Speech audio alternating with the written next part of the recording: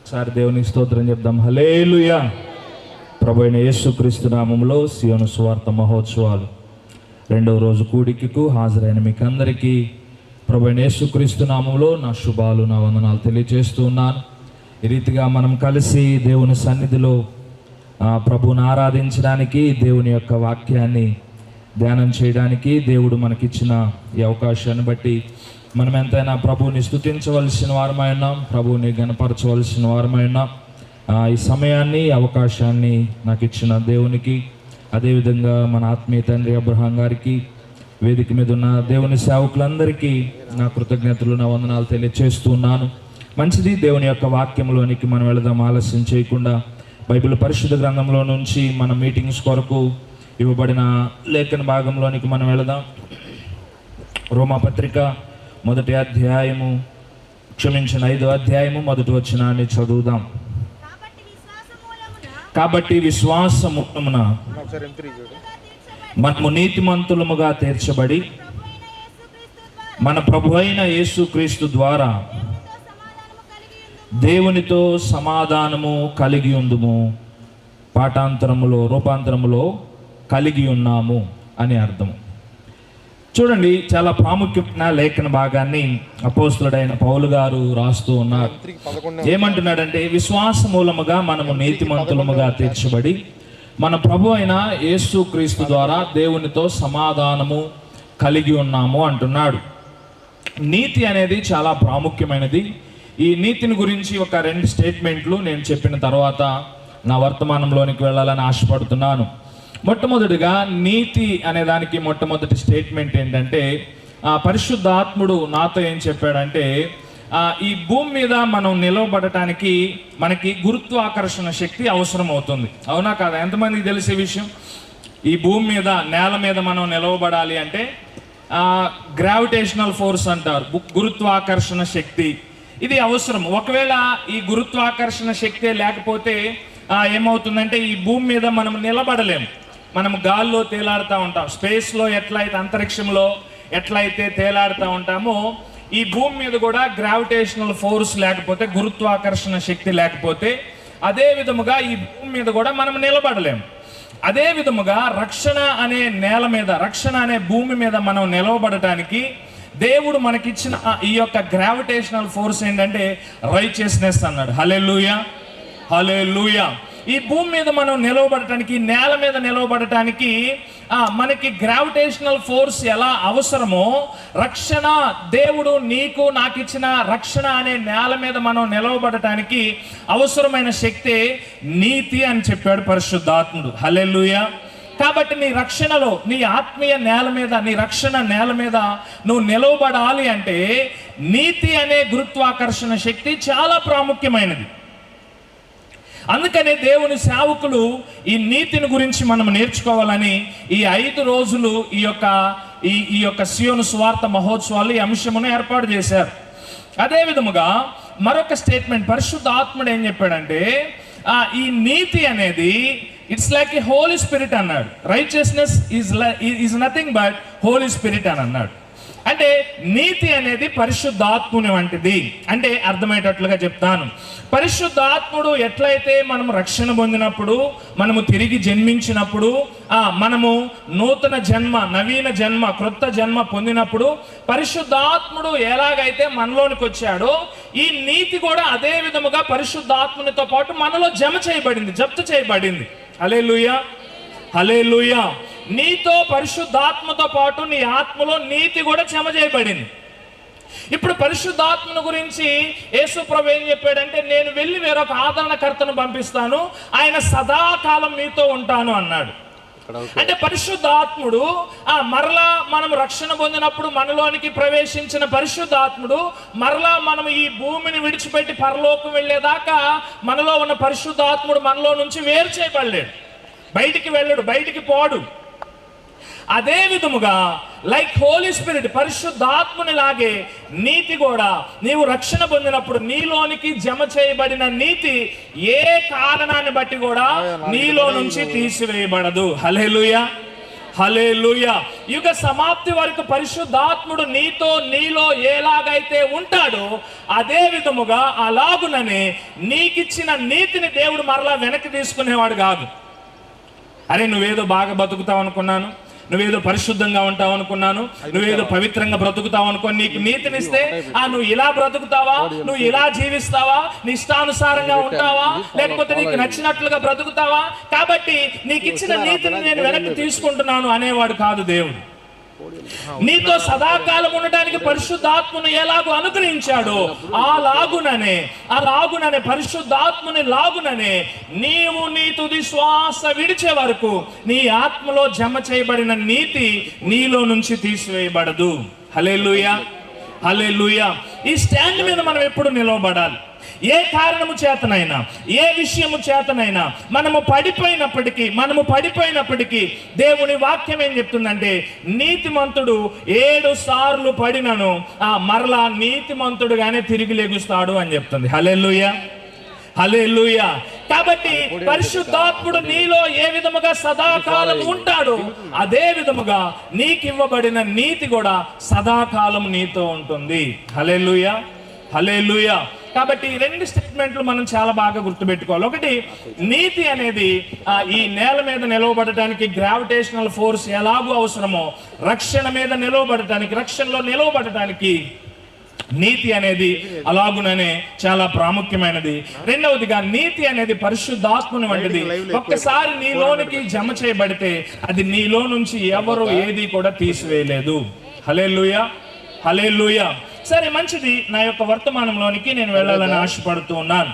మరొకసారి ఇదే రోమపత్రిక 5వ అధ్యాయం మొదటి వచనాన్ని మరొకసారి చదువుదాం.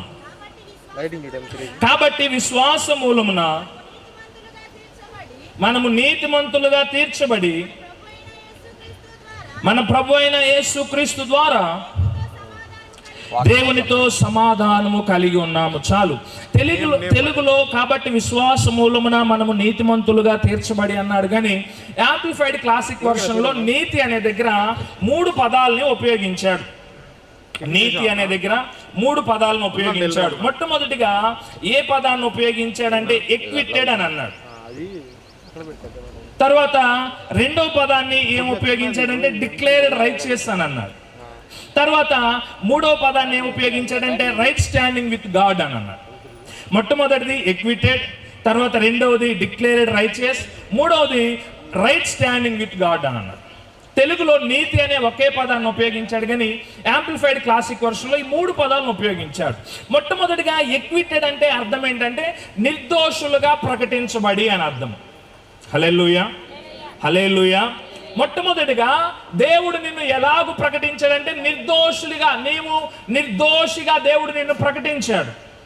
అంటే దాని అర్థము దేవుడు నిన్ను ఎలా చూస్తున్నాడు, దేవుడు నిన్ను ఏ దృష్టితో, దేవుడు నిన్ను ఏ కోణంలో చూస్తున్నాడంటే, ఇంతవరకు నీవు ఏ దోషము చేయని వ్యక్తిగా, ఇంతవరకు నీవు ఏ పాపము లేని వ్యక్తిగా, ఇంతవరకు నీలో ఏ చెడు కార్యము లేని వ్యక్తిగా దేవుడు పరిశుద్ధాత్ముడు నిన్ను పరిగణిస్తా ఉన్నాడు. హల్లెలూయా, హల్లెలూయా. నీ గురించి దేవుని యొక్క దృష్టి ఏమిటంటే, నీవు దేవుని దృష్టిలో నిర్దోషివి, ఎక్విటెడ్ అని అన్నాడు నిన్ను. హల్లెలూయా, హల్లెలూయా. కాబట్టి మొట్టమొదటిగా దేవుడు నిన్ను నిర్దోషిగా చూస్తా ఉన్నాడు. తర్వాత రెండవది ఏం ఉపయోగించాడంటే డిక్లేర్డ్ రైచియస్ అని అన్నాడు. అంటే నీతిమంతునిగా ప్రకటించాడంట. ఒకటి, నిర్దోషిగా ప్రకటించాడంటే ఏ దోషము లేని వ్యక్తిగా దేవుడు నిన్ను ప్రకటించాడు. రెండవదిగా నీతిమంతుడిగా అంటే నీలో ఏ పాపము లేని వ్యక్తివని దేవుడు నిన్ను ప్రకటించాడు. హల్లెలూయా, హల్లెలూయా. సాధారణంగా ఈ పదాలన్నీ ఎక్కడ ఉపయోగిస్తారంటే ఎక్కువగా కోర్టులో ఉపయోగిస్తూ ఉంటారు.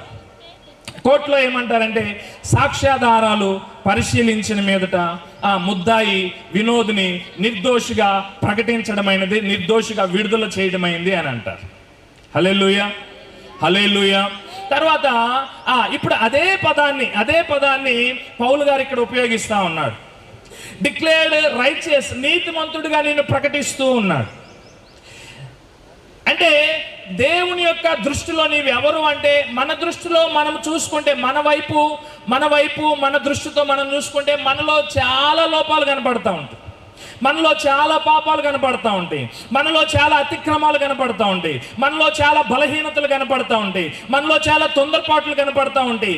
అయితే దేవుడు మనల్ని చూసుకున్నట్లుగా దేవుడు మనల్ని చూడట్లేదు.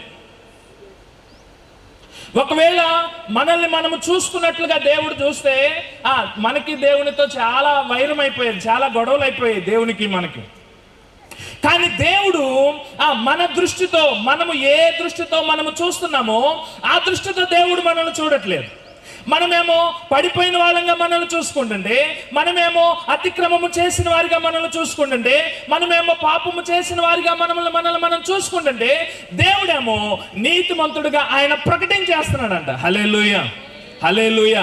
ఒక్కసారి కోర్టులో ఇతడు నిర్దోషి అని ప్రకటన చేసిన తర్వాత, నిర్దోషిగా ప్రకటించిన తర్వాత ఏ పోలీసు కూడా, ఎవరికి కూడా అతన్ని పట్టుకొని అరెస్ట్ చేయడానికి తన మీద అధికారం లేదు. అవునా కాదా?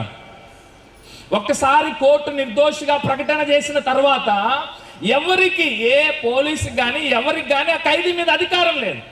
అదే విధముగా దేవుడు నిన్ను నీతిమంతుడిగా, నిర్దోషిగా ప్రకటన చేస్తున్నాడంటే దాని అర్థము నీ మీద ఏ పాపానికి, ఏ శత్రువుకి అధికారం లేదు అని అర్థము. హల్లెలూయా, హల్లెలూయా.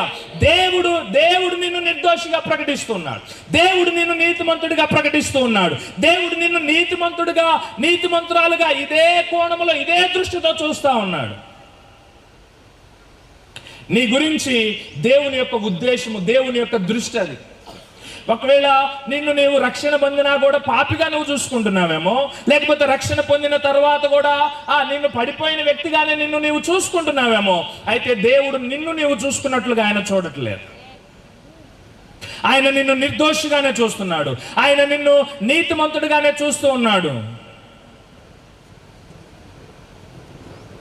కాబట్టి ఈరోజు మన యొక్క ఈ యొక్క 5 దినాల సభలలో మన యొక్క దృష్టి అనేది మారాలి, మన యొక్క మనసు రూపాంతరం చెందాలి. హల్లెలూయా, హల్లెలూయా. ఏ రూపాంతరం చెందాలి? నేను నీతిమంతుణ్ణి అనే స్టాండ్లోనికి, నేను నీతిమంతురాలు అనే స్టాండ్లోనికి మనం వచ్చేసేయాలి. ఈ సభల్లో, ఈ సభలు అయిపోయిన తర్వాత మరలా అదే ప్రార్థన, ప్రభువా పాపినయ్యా, ప్రభువా దీన పాపినయ్యా, ప్రభువా భయంకరమైన పాపినయ్యా, ప్రభువా నిర్దోషినయ్యా, ప్రభువా పందిలాగా దొర్లేనయ్యా, కుక్కలాగా తిరిగేనయ్యా. ఈ ప్రార్థనలు మరలా మనం చేయకూడదు. ఎందుకంటే దేవుడు నీలోనికి నీతిని జమ చేశాడు. నీ అకౌంట్లోనికి ఎవరన్నా ఒక 10 లక్షలు జమ చేసినట్లుగా నీ ఆత్మలోనికి, నీ స్పిరిట్లోనికి దేవుడు నీతిని జమ చేశాడు. మనకు 10 లక్షలు అంటే బాగా సంతోషంగా ఉండదు. జాక్పాట్ తగిలింది పాస్టర్ గారు, ఎవరో తెలియని వాళ్ళు నాకు ఒక 10 లక్షలు వేశారు, ఎంత సంతోషంగా ఉండిద్దో. దానికంటే శ్రేష్టమైన నీతిని దేవుడు నీలోనికి జమ చేశాడు. హల్లెలూయా, హల్లెలూయా. కానీ సమస్య ఏంటంటే మనకి డబ్బు విలువ తెలిసినంతగా నీతి విలువ తెలియదు, అందుకే మనం సంతోషించలేకపోతాం. 10 లక్షల విలువ తెలిసినంతగా దేవుడు నీ ఆత్మలోనికి జమ చేసిన నీతి యొక్క విలువ మనం గ్రహించలేకపోతూ ఉన్నాం. పరిశుద్ధాత్ముడు ఈ 5 దినాలు దానిని మనకి బయలుపరచబోతున్నాడు. హల్లెలూయా, హల్లెలూయా, హల్లెలూయా. తర్వాత మూడవదిగా ఏ పదాన్ని ఉపయోగించాడంటే రైట్ స్టాండింగ్ విత్ గాడ్ అని అన్నాడు. అంటే దేవునితో సరైన స్థితి, దేవునితో సమాధాన స్థితిలోనికి మనం వచ్చాం. రక్షణ పొందక ముందు, తిరిగి జన్మించక ముందు దేవునికి మనకి వైరం ఉండేది, దేవునికి మనకి గొడవలు ఉండేది, దేవునికి మనకి తగాదు ఉండేది, దేవునికి మన మీద ద్వేషం ఉండేది, దేవునికి మన మీద కోపం ఉండేది. అయితే రక్షణ పొందిన తరువాత దేవునితో మనము సరైన స్థితిలోనికి, సమాధాన స్థితిలోనికి మనం వచ్చాం. హల్లెలూయా, హల్లెలూయా. చాలా మంది ఏ చిన్న సమస్య వచ్చినా పాస్టర్ గారి దగ్గరికి వస్తూ ఉంటారు. ప్రార్థన చేయండి పాస్టర్ గారు, మేము పలానా సమస్యలో ఉన్నాం. ప్రార్థన చేయండి పాస్టర్ గారు, మేము పలానా పోరాటంలో ఉన్నాం. ప్రార్థన చేయండి పాస్టర్ గారు, మేము పలానా ఇబ్బందిలో ఉన్నాం అని పాస్టర్ గారి దగ్గరికి వస్తారు. పాస్టర్ గారు ఏమంటారంటే, మీరు చేయాలమ్మా ప్రార్థన, మీరు కూడా చేసుకోవాలంటే మేము కాదులే అన్నయ్య మీరు చేయండి అంటాం. మేము కాదులే అన్నయ్య మీరు ప్రార్థన చేయండి అన్నయ్య. అంటే వాళ్ళ ఉద్దేశంలో, వాళ్ళ దృష్టిలో వాళ్ళ ప్రార్థన దేవుని సన్నిధికి చేరదేమో అనే ఒక అనుమానం. ఎందుకు? వాళ్ళు ఇంకా దోషారోపణ మనస్సాక్షి కింద బ్రతుకుతా ఉన్నారు. రక్షణ పొందారు, దేవుని నీతిగా చేయబడ్డారు, ప్రభు బలలో పాల్పంపులు పొందుతున్నారు, ప్రతి వారము ప్రతి నియామక కూటానికి నమ్మకంగా హాజరవుతున్నప్పటికీ ధైర్యముగా దేవుని సన్నిధిలోనికి వెళ్ళలేని పరిస్థితి. అయితే ఈరోజు నీకు ఒక శుభవార్త ఏంటంటే దేవునితో నీకు సమాధాన స్థితి ఏర్పడింది. హల్లెలూయా, హల్లెలూయా. దేవునితో నీకు సరైన స్థితి ఏర్పడింది. దేవునితో నీకు వైరం లేదు, దేవునితో నీకు సమస్య లేదు, దేవునితో నీకు గొడవ లేదు, దేవునితో నీకు తగాదు లేదు. ఏ సమయంలోనైనా ఏ స్థితిలోనైనా నీవు ధైర్యముగా దేవుని కృపా సింహాసనం వద్దకు నువ్వు చేరగలవు. హల్లెలూయా, హల్లెలూయా. ఎందుకంటే దేవుడు నిన్ను నిర్దోషిగా చూస్తున్నాడు, దేవుడు నిన్ను నీతిమంతుడిగా చూస్తున్నాడు. దేవునితో నీకు సమాధాన స్థితిని ఏర్పాటు చేశాడు దేవుడు. దేవునితో నీకు వైరం లేదు, దేవునితో నీకు సమస్య లేదు. ఒకవేళ దేవుడు నీ మీద కోపముగా ఉన్నాడు అనుకుంటున్నావేమో, నీ మీద కోపపడనని ఆయన ఒట్టు పెట్టుకున్నాడంట. అబ్బా, ఒట్టు ఎప్పుడు పెడతామండి మనం? ఏదో బలమైన కారణాన్ని బట్టి, బలమైన కారణం ఉంటేనే. చిన్నప్పుడు మా అమ్మ అడిగేది మా నాన్న, ఏమని, ఇగో పిల్లల మీద ఒట్టే చెప్పు, పిల్లల మీద ఒట్టే చెప్పు అనేది. అంటే ఒట్టేస్తున్నాం అంటే ఏదో బలమైన కారణం. దేవుడు కూడా నీ మీద ఒట్టు పెట్టుకున్నాడంట. ఏమని? నీ మీద కోపపడనని ఒట్టు పెట్టుకున్నాడంట. నీతో ద్వేషముగా ఉండనని ఒట్టు పెట్టుకున్నాడు. నీ మీద కోపపడనని దేవుడు ఒట్టు పెట్టుకున్నాడు. ఆయన తన తోడని ఆయనే తనతో ప్రమాణము చేసుకున్నాడు. కాబట్టి ప్రియమైన సహోదరి సహోదరుడా, ఈరోజు నీకు ఒక శుభవార్త ఏమిటంటే దేవుడు నీ మీద కోపముగా లేడు, దేవుడు నీతో వైరముగా లేడు, దేవుడు నీతో సమస్యలో లేడు, దేవుడు నీతో తగాదులో లేడు. ఆయన నీతో సమాధానముగా సరైన స్థితిలోనికి యేసుక్రీస్తు నిన్ను నన్ను మనలందరినీ తండ్రితో సరైన స్థితిలోనికి యేసుక్రీస్తు తీసుకొని వచ్చాడు. ఇప్పుడు నీకు దేవునితో సమాధానం ఏర్పడింది. ఏంటి పాస్టర్ గారు మరి వీటి వల్ల ప్రయోజనం ఏంటి? లేకపోతే నన్ను నిర్దోషిగా ప్రకటించడం కానీ, నీతిమంతుడిగా ప్రకటించడం కానీ, దేవునితో సరైన స్థితిలోనికి రావటం వల్ల నాకు కలిగిన ప్రయోజనం ఏంటంటే, నీవు ఇప్పుడు ఏ సమయంలోనైనా ఏ స్థితిలోనైనా పడిపోయిన స్థితిలోనైనా నీవు దేవునిని ధైర్యంగా చేరగలవు. దేవునిని ధైర్యముగా చేరే ఆ అవకాశాన్ని, ఆ అనుమతిని, ఆ యాక్సెస్ ని దేవుడు నీకు అనుగ్రహించాడు. అదే నీతి అంటే, అదే నీతి అంటే. కాబట్టి నీవు ఏ స్థితిలో ఉన్నప్పటికీ ఈరోజు నీవు దేవునిని ధైర్యముగా సమీపించాలి. దేవుని దగ్గరికి ధైర్యముగా రావాలి. దేవుని దగ్గరికి నీవు ధైర్యముగా ఆయన కుమారుడుగా కుమార్తెగా పరిగెత్తుకుంటూ రావాలి దేవుని దగ్గరికి. హల్లెలూయా, హల్లెలూయా. కాబట్టి దేవుడు మనల్ని నీతిమంతులుగా తీర్చాడు. నీతిమంతులుగా అంటే నిర్దోషులుగా, నీతిమంతులుగా, దేవునితో సరైన సమాధానం ఉన్న స్థితిలోనికి దేవుడు మనల్ని లేవనెత్తాడు. దేవుడు మనల్ని లేవనెత్తాడు. మరి ఏంటి దీనివల్ల ప్రయోజనము? దీనివల్ల ప్రయోజనం ఏంటంటే ఇదే 5వ అధ్యాయము 2వ వచనాన్ని చదువుదాం. రోమపత్రిక 5వ అధ్యాయము 2వ వచనము. మరియు ఆయన ద్వారా విశ్వాసము వలన కృపయందు ప్రవేశము గలవారమై అందులో నిలిచి ఉండి దేవుని మహిమను గూర్చిన నిరీక్షణను బట్టి అతిశయపడుచున్నాము. చాలండి.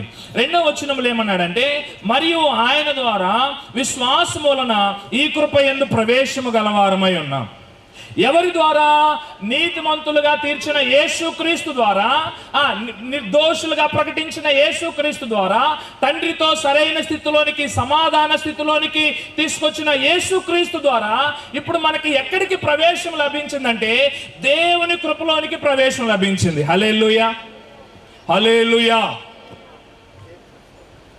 ఈ గ్రౌండ్ లో ఉన్న వాళ్ళందరూ ఒకసారి 2 చేతులు ఎత్తి స్తోత్రం చేద్దాం. హల్లెలూయా. ఇంటికాడ తోడేయటానికి వెళ్ళొచ్చిన వాళ్ళు ఒకసారి స్తోత్రం చెప్దాం. హల్లెలూయా. ఎవరన్నా వెళ్ళారమ్మ తోడేయటానికి? ఇంటికాడ మూత పెట్టొచ్చేనా లేదా? తోడేసేనా లేదా? కూర మీద మూత పెట్టానా లేదా, కూర పైన పెట్టానా లేదా, పాలల్లో తోడేసానా, పాలు ఆడబెట్టాను. దేవుని వాక్యం దగ్గరికి వద్దాం. హల్లెలూయా, హల్లెలూయా. ఇప్పుడు నిన్ను నిర్దోషిగా, నిన్ను నీతిమంతుడిగా దేవునితో సరైన స్థితిలోనికి తీసుకొని రావటానికి గల కారణం ఏంటి, లేకపోతే తీసుకొని రావటం వల్ల ప్రయోజనం ఏంటంటే, ఈ స్థితి వలన నీకు మరొక దానిలోనికి యాక్సెస్ లభించింది. అది దేనిలోనికంటే దేవుని కృపలోనికి. హల్లెలూయా, హల్లెలూయా. దేవుని కృప అంటే ఇంగ్లీష్లో ఏమన్నారంటే దేవుని దయ నిలిచి ఉండే స్థలము అని అన్నాడు. హల్లెలూయా, హల్లెలూయా. కృప అంటే అర్థం ఏంటంటే దేవుని దయ నిలిచి ఉండే స్థలము అని అన్నాడు. అంటే ఇప్పుడు మనకి నీతి ద్వారా, నిర్దోషత్వము ద్వారా, దేవునితో సమాధాన స్థితి ద్వారా మనకి ఎక్కడికి ప్రవేశం లభించిందంటే దేవుని దయ నిలిచి ఉండే స్థలములోనికి మనకి ప్రవేశం లభించింది. హల్లెలూయా, హల్లెలూయా. ఈ దయ, ఈ కృప వల్ల ఏంటయ్యా ప్రయోజనం అంటే, నీ ఆత్మీయ జీవితంలో కావచ్చు, నీ భౌతిక జీవితంలో కావచ్చు, నీకు కావలసిన ప్రతీది కూడా దేవుడు ఈ కృపలోనే దాచిపెట్టాడు. హల్లెలూయా. అది నీ స్వస్థత కావచ్చు, అది నీ ఆర్థిక పరిస్థితులు కావచ్చు, అది నీ శాంతి సమాధానము కావచ్చు, అది నీ కుటుంబ సమస్యలు కావచ్చు, అది నీకు అవసరమైనది ఏదైనప్పటికీ అది ఎక్కడుందంటే అది కృపలో ఉన్నది. ఈ కృపలోనికి ప్రవేశము ఎలా అంటే దేవుని నీతి ద్వారా మాత్రమే ప్రవేశం. నీతి లేకపోతే దేవుని కృపలోనికి మనకు ప్రవేశం లేదు. నీతి లేకపోతే దేవుని దయలోనికి ప్రవేశం లేదు. నీతి లేకపోతే అంటే దాని అర్థం ఏంటి? నీతి లేకపోతే స్వస్థత లేదు, నీతి లేకపోతే ఆశీర్వాదం లేదు, నీతి లేకపోతే దేవునితో సంబంధము, దేవునితో సమాధానము లేదు, నీతి లేకపోతే ఈ భూమి మీద నీవు అనుభవించవలసిన వాటికి నీకు దేనికి యాక్సెస్ లేదు, నీకు అనుమతి లేదు. కాబట్టి దేవుడు నిన్ను నీతిమంతుడుగా, నీతిమంతురాలుగా తీర్చి ఆయన నీకు ప్రవేశాన్ని, యాక్సెస్ని అనుగ్రహించారు. హల్లెలూయా, హల్లెలూయా. నీకు అవసరమైనది ఏదైనప్పటికీ అది దేవుని కృప ద్వారా నీవు అనుభవించగలవు. ఇప్పుడు నీకు అవసరమైన స్వస్థత కృపలో ఉన్నది, నీకు అవసరమైన నీ ఆర్థిక పరిస్థితులు కృపలో ఉన్నాయి, నీకు అవసరమైన నీ యొక్క పిల్లల సెటిల్మెంట్ కృపలోనే ఉన్నది. ఒకవేళ ఇంకా నా పిల్లలు సెటిల్ అవ్వలేదండి, నా బిడ్డలు ఇంకా సెటిల్ అవ్వలేదండి, వాళ్ళు ఇంకా ఉద్యోగం రాలేదండి, వాళ్ళు ఇంకా కుటుంబంగా స్థిరపడలేదు అంటే నీ పిల్లల సెటిల్మెంట్ కూడా కృపలోనే ఉన్నది, నీ ఉద్యోగం కూడా కృపలోనే ఉన్నది. నీకు అవసరమైనది ఏదైనప్పటికీ అది దేవుడు తన కృపలోనే నీకు నిక్షిప్తం చేసి ఉంచాడు. ఈ కృపలోనికి మనకి ఒకప్పుడు అనుమతి లేదు, ఒకప్పుడు మనకి ప్రవేశం లేదు, ఒకప్పుడు మనము పాపులము, ఒకప్పుడు మనము దోషులము, ఒకప్పుడు మనము దేవునికి దూరస్తులము. అయితే యేసుక్రీస్తు ద్వారా, యేసుక్రీస్తు రక్తము ద్వారా, యేసుక్రీస్తు విమోచన ద్వారా, యేసుక్రీస్తు తిరిగి లేగవటం ద్వారా ఆయన మనకి కృపలోనికి అనుమతిని, యాక్సెస్ని అనుగ్రహించాడు. హల్లెలూయా, హల్లెలూయా. కాబట్టి దేవుడు నిన్ను నీతిమంతుడిగా, నీతిమంతురాలుగా తీర్చి ఆయన నిన్ను కృపలోనికి అనుమతించాడు, కృపలోనికి నీకు అనుమతిని అనుగ్రహించాడు. కాబట్టి నీవున్న ఇప్పుడు ఏ స్థితి అయినా, నీవున్నది ఏ పరిస్థితి అయినా, నీవున్న ఏ స్థితిలోనైనా ఇప్పుడు దేవుని కృప ద్వారా దానిని నీవు పరిష్కరించుకోగలవు. దేవుని కృప ద్వారా దానిని నీవు పరిష్కరించుకోగలవు. దేవుని కృప ద్వారా దానిలో నుంచి నీవు బయటికి రాగలవు. ఏంటి నీకున్న అర్హత అంటే దేవుని నీతే నీకున్న అర్హత. ఏంటి నీకున్న అర్హత అంటే దేవుడు నీకు ఇచ్చిన, నీ ఆత్మలో జమ చేసిన నీతి ఉన్నదే, ఆ నీతే నీకు అర్హత.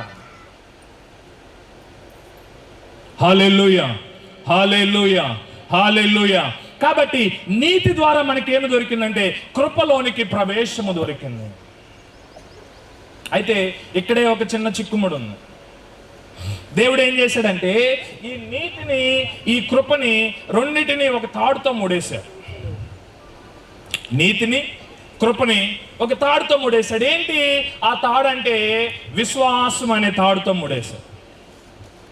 హల్లెలూయా. మొదటి వచనములు ఏమన్నాడు? కాబట్టి విశ్వాస మూలమున మనము నీతిమంతులుగా తీర్చబడ్డాం. నీతిమంతులుగా ఎలా తీర్చబడ్డాం? విశ్వాసము వల్లనే. రెండవ వచనములు ఏమన్నాడు? విశ్వాసము వలన ఈ కృప యందు ప్రవేశము గలవారమై అన్నాడు. అంటే ఇప్పుడు ఈ నీతి ద్వారా అంటే ఇది ఎట్లా ఉందంటే ఒక జర్నీ లాగా ఉందన్నమాట. ఏంటి ఈ జర్నీ అంటే నీతి నుంచి ఆ కృపదాకా ప్రయాణం అయితే ఆ మధ్యలో విశ్వాసాన్ని కలిపాడు దేవుడు. ఇప్పుడు కొన్ని బస్సులు ఉంటాయి కదా, గుంటూరు నుంచి చిలకలూరుపేట బస్సులు ఉన్నాయి అనుకోండి, మధ్యలో బోయిపాలెం అని వేస్తారు. అంటే గుంటూరు నుంచి చిలకలూరుపేట వచ్చే దారిలో దేన్ని టచ్ అయ్యి రావాలి? బోయిపాలాన్ని దాక్కుంటే బోయిపాలెం వెళ్ళి బోయిపాలెంలో నుంచి రావాలి.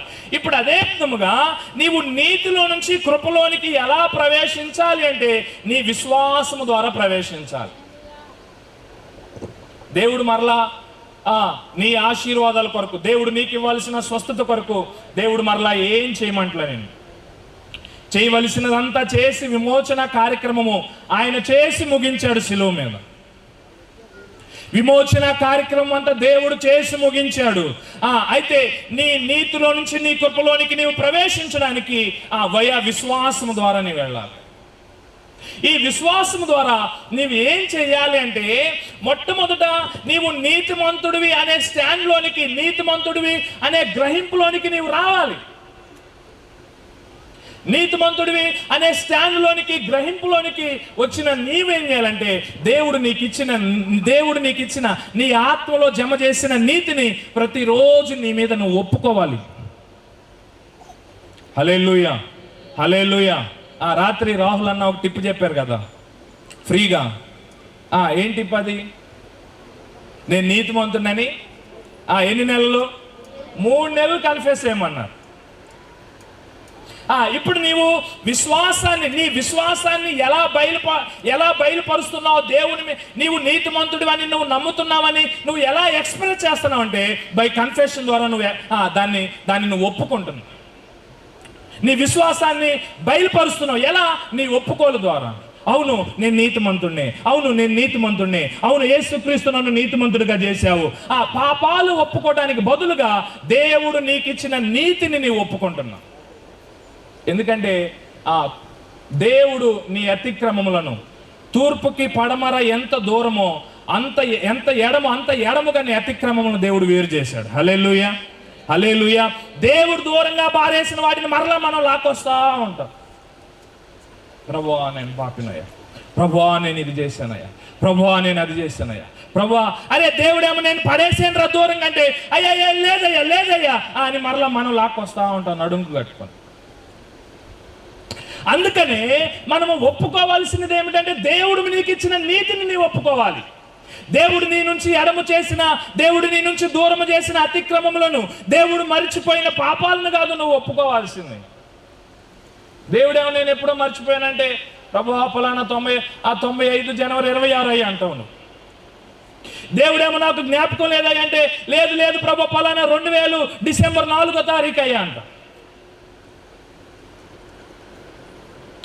ప్రియమైన దేవుని బిడ్డలారా, ఈరోజు నీవు కన్ఫెస్ నీ విశ్వాసాన్ని నువ్వు ఎలా చూపించాలి అంటే నీ విశ్వాసాన్ని ఎలా చూపిస్తావంటే బై యువర్ కన్ఫెషన్స్ ద్వారా నువ్వు చూపిస్తావు.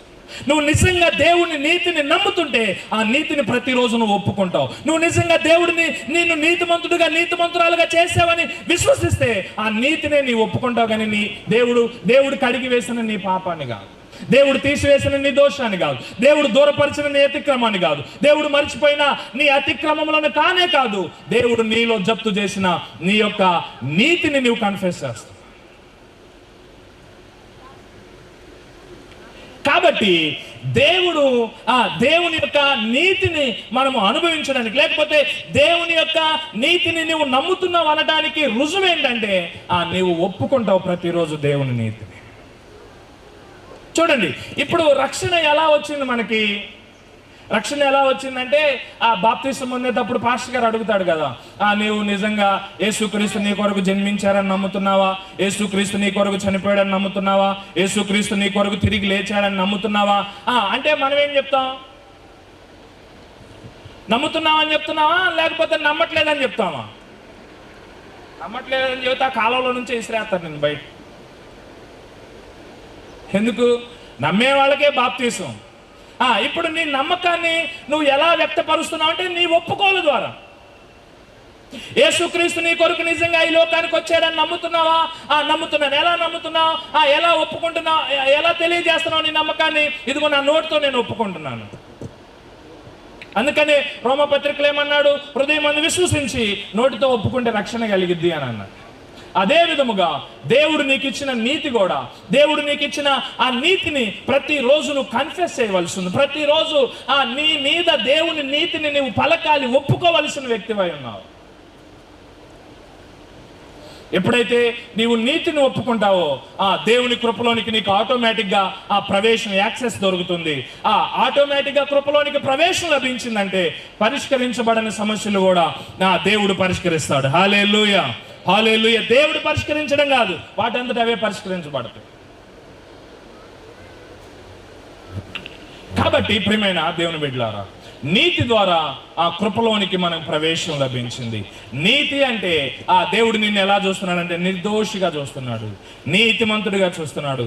దేవునితో సమాధాన స్థితి కలిగిన, దేవునితో సరైన స్థితి కలిగిన వ్యక్తిగా దేవుడు నిన్ను చూస్తున్నాడు. ఈ రోజు నుంచి నిన్ను నీవు చూసుకునే దృష్టి మారాలి. నిన్ను నువ్వు చూసుకునే ఆ చూపు మారాలి. నిన్ను నువ్వు ఎలా చూసుకోవాలంటే దేవుని నీతిగా నిన్ను నువ్వు చూసుకోవాలి. హల్లెలూయా, హల్లెలూయా. ఎందుకంటే దేవుడే తన నీతిగా నిన్ను పిలుస్తున్నాడు. యేసుక్రీస్తు ద్వారా దేవుని నీతిగా నీవు నేను చేయబడ్డాం. దేవుని నీతి అంటే దేవునిలో ఏ రకమైన నీతి ఉన్నదో అదే రకమైన, అదే క్వాలిటీని దేవుడు నీలో నాలో జప్తు చేశాడు. నేను దేవుణ్ణి కాబట్టి నేను ఏ గ్రేడ్ వాడతాను, కానీ మీరు విశ్వాసులు కాబట్టి మీకు బి గ్రేడ్ ఇస్తానన్నా. లేకపోతే నేను దేవుణ్ణి కాబట్టి నేను నెంబర్ 1 క్వాలిటీ నీతి నాలో ఉంచుకుంటాను, కానీ ఇదిగో మీకు కొద్దిగా తాళ్ళు లాంటి నీతి ఉన్నది, తాళ్ళు మీకు ఇస్తానన్నా ఆయన. దేవుని నీతి అంటే దేవుని రకమైన నీతి. దేవుని రకమైన నీతి అంటే దేవునిలో ఏ నీతి ఉన్నదో అదే నీతి, అదే నీతి, అదే రైచియస్నెస్ దేవుడు నీలో జమ చేశాడు. కాబట్టి నా ప్రియమైన దేవుని బిడ్డలారా, ఈ రోజు నుంచి నిన్ను నువ్వు ఎలా చూసుకోవాలంటే నిన్ను నువ్వు నిర్దోషిగా చూసుకోవాలి, నిన్ను నువ్వు నీతిమంతుడిగా చూసుకోవాలి, నిన్ను నీవు దేవునితో సమాధాన స్థితి, సరైన స్థితి కలిగిన వ్యక్తిగా నిన్ను నువ్వు చూసుకోవాలి. ఆ విధంగా చూసుకోవడం మాత్రమే కాదు, దానిని నీ నోటి ద్వారా ఒప్పుకోవాలి, నీ విశ్వాసాన్ని వ్యక్తపరచాలి. ఎప్పుడైతే దీనిని నీవు అంగీకరిస్తావో, ఈ స్టాండ్లోనికి నీవు వస్తావో, ఏ పాపము కూడా నిన్ను కదిలించలేదు. హల్లెలూయా, హల్లెలూయా. యోసేపుని కదిలించలేకపోయినది. ఈరోజు ఈ స్టాండ్లోనికి నీవు నిలబడగలిగితే, ఈ ఒప్పుకోల్లోనికి నీవు రాగలిగితే, ఈ యొక్క కన్ఫర్మేషన్లోనికి నువ్వు రాగలిగితే నిన్ను ఏది కదిలించలేదు. అందుకని ఏమన్నాడు మార్కు సువార్తలో? ఈ నా మాటలు విని వాటి చొప్పున చేయి ప్రతి వాడు బండ మీద తన ఇల్లు కట్టుకొని బుద్ధిమంతుని పోలి ఉండును. వాన వచ్చును, వరద వచ్చును, గాలి విసిరి ఆ ఇంటి మీద కొట్టెను, కానీ దాని పునాది బండ మీద వేయబడిన అది కదిలించబడలేదు. శత్రువు నిన్ను కదిలించలేడు, శ్రమలు నిన్ను కదిలించలేవు, లేకపోతే సాతాను నిన్ను కదిలించలేడు. నీ జీవితంలో ఏ పరిస్థితి, ఏ సమస్య, లేకపోతే సాతాను ఏ విధముగా నిన్ను కదిలించి నిన్ను ఇబ్బంది పెట్టాలనుకుంటున్నప్పటికీ నీతి అనే స్టాండ్లోనికి నువ్వు వచ్చినప్పుడు ఏది కూడా నిన్ను కదిలించలేదు, ఏది కూడా నిన్ను కదిలించలేదు. కాబట్టి ఈ రోజు నుంచి మన గమనం మారాలి, ఈ రోజు నుంచి మన దృష్టి మారాలి, ఈ రోజు నుంచి మన వైఖరి మారాలి, ఈ రోజు నుంచి నిన్ను నీవు చూసుకునే విధానం మారాలి. నువ్వు నడుస్తుంటే నీ గురించి నువ్వు ఏం ఆలోచన చేయాలంటే ఇదిగో నీతిమంతుడు నడుచుకుంటూ వెళుతున్నాడు అనే కోణంలోకి రావాలి. హల్లెలూయా, హల్లెలూయా. సాతానుడు ఎన్నో జ్ఞాపకం చేయడానికి ప్రయత్నం చేస్తూ ఉంటాడు, కానీ దేవుడు అంటున్నాడు నేను మర్చిపోయాను అన్నాడు దేవుడు. నేను ఎడము చేశాను అన్నాడు దేవుడు, నేను దూరము చేశాను అన్నాడు. కాబట్టి సాతానుడు జ్ఞాపకం చేసే వాటిని మనం పట్టించుకోవాల్సిన పని లేదు. వాడు స్పీడ్ పెంచి ఇంకొంచెం జ్ఞాపకం చేస్తుంటే నువ్వు స్పీడ్ పెంచి ఇంకొంచెం చెప్పాలి, నేను నీతిమంతుడిని.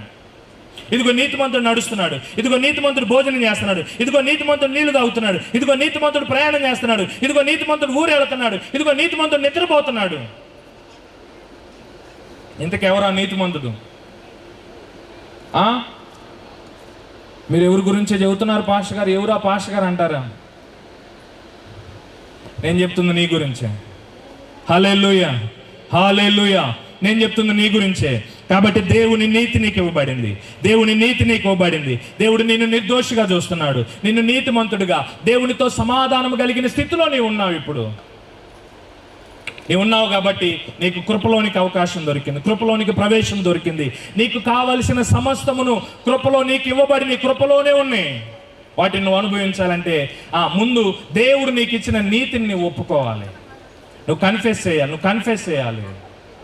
కాబట్టి ఆ రీతిగా దేవుని నీతిని నీ జీవితం మీద నువ్వు ఒప్పుకున్నప్పుడు, దేవుని నీతిని నీ జీవితం మీద నువ్వు ప్రతిరోజు పలుకుతా ఉన్నప్పుడు కృపలోనికి నీకు ప్రవేశం దొరుకుతుంది. దేవుడు నీ జీవితంలో గొప్ప కార్యాలు చేస్తాడు. అటువంటి కృప దేవుడు నీకు అనుగ్రహించును గాక. ఆమేన్. దేవుడి కొద్ది మాటలను దీవించి ఆశీర్వదించును గాక.